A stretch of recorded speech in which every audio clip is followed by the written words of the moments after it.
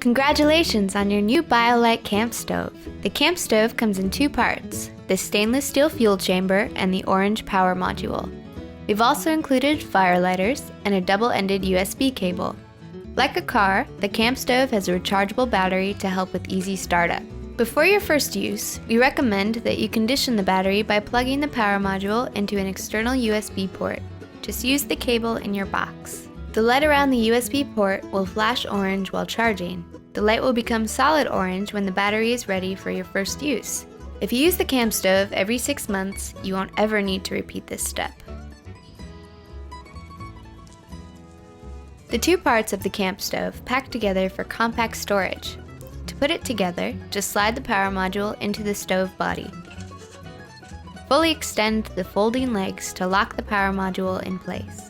Put the stove flat on a level surface away from any overhanging branches and clear away dry brush on the ground around the stove. Have water nearby in case of an accident. Just like with any fire product, it's important to be safe and follow all local fuel and fire regulations. You'll want to gather small, dry fuel for the fire.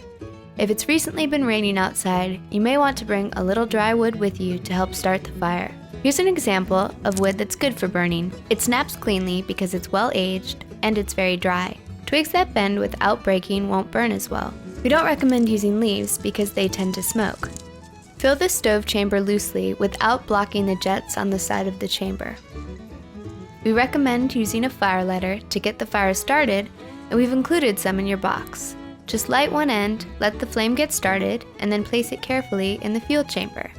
If you don't have fire lighter, you can also add small kindling or some paper to the top of the stove and light that with a match.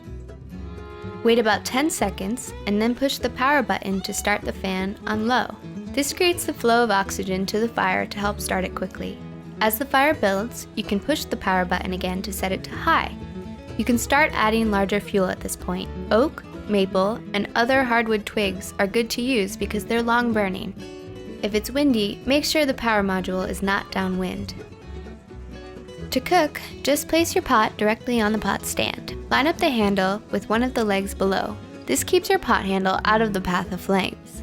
With a strong fire, you can boil a liter of water in less than 5 minutes. As more fuel is needed, carefully lift the pot to add more wood.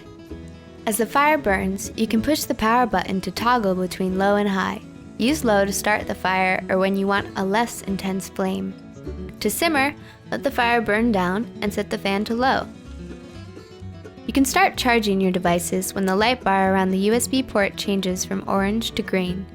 Generally, this happens within about 10 minutes of starting your fire. Attach a USB cable to the port. Be careful not to touch any metal surfaces which can be very hot. The Campstove can charge most USB chargeable devices. Some devices will charge continuously. Certain devices, such as smartphones, charge in regular intervals of boosted output. When you're done charging, remove the USB cord carefully.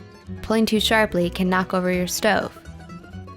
When you're done using the Campstove, just let the fire burn down to cold ash or bury live embers and extinguish with water. Never pour water into the stove because it could damage the stove's components. The power module will turn off automatically as the stove cools. To manually power off, hold the power button for 3 seconds. If the power module isn't cool enough yet and you attempt a manual shutdown, the fan may turn itself back on to protect the power module from the heat of the fire. Wait at least 5 minutes to see if the stove chamber is cool enough. Once it's completely cool, you can store the power module inside. Fold the legs down, remove the power module, and slide it into the stove chamber. Remember, it's important that the stove chamber is cool in order to protect the power module. Just slip your stove into your stuff sack, and you're ready to go.